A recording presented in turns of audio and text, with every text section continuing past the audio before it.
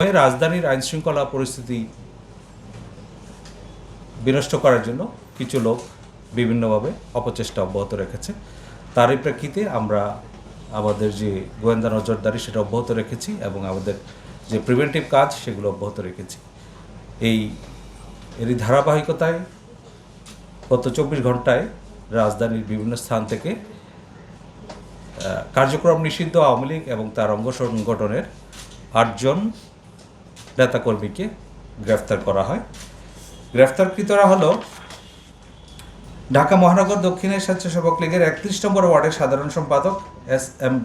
জালাল, ঢাকা দক্ষিণ 33 নম্বর ওয়ার্ডের 2 নম্বর ইউনিট আওয়ামী লীগের সাধারণ সম্পাদক মোহাম্মদ শিবলু, কুমিল্লা জেলা আওয়ামী লীগের 13 নম্বর কার্যনির্বাহী সদস্য আফজালুন্নেসা হাসান বাসেত।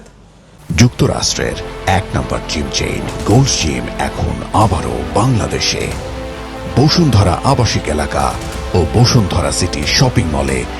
কিশোরগঞ্জের কুলিয়ারচর উপজেলা আওয়ামী লীগের যুগ্ম সাধারণ সম্পাদক মোহাম্মদ জসিমউদ্দিন ওরফে লিটন, নিষিদ্ধ ঘোষিত ছাত্রলীগের ঢাকা বিশ্ববিদ্যালয় শাখার জসিমউদ্দিন হলের যুগ্ম সাধারণ সম্পাদক আশিকুর রহমান, ঢাকা মহানগর উত্তর আওয়ামী লীগের সহসভাপতি ও বাংলাদেশ আওয়ামী যুবলীগের সাবেক প্রেসিডিয়াম সদস্য মাহবুবুর রহমান হিরণ, আওয়ামী লীগের সাবেক 65 নম্বর ওয়ার্ড কাউন্সিলর শামসুদ্দিন ভুইয়া এবং কার্যক্রম নিষিদ্ধ ঘোষিত আওয়ামী লীগের অঙ্গ সংগঠন গাজীপুর মহানগর মুক্তিযোদ্ধা প্রজন্ম লীগের সভাপতি মোহাম্মদ মিজানুর রহমান।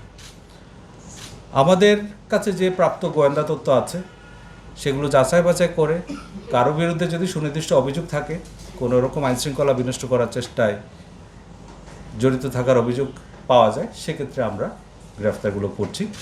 এবং এক্ষেত্রে একটা বিষয় পরিষ্কার, এখানে ঢালাওভাবে বা কাউকে হয়রানিমূলক গ্রেফতারের কোনো অবকাশ নেই।